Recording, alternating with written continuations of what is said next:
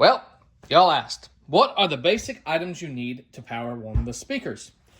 Not including the case or the box. You need the amplifier. So in this case, we have a ZK1002T amp.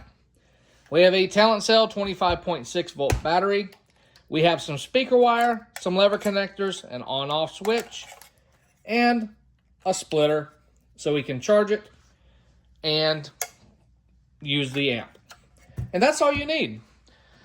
Optional stuff would be DC charger port.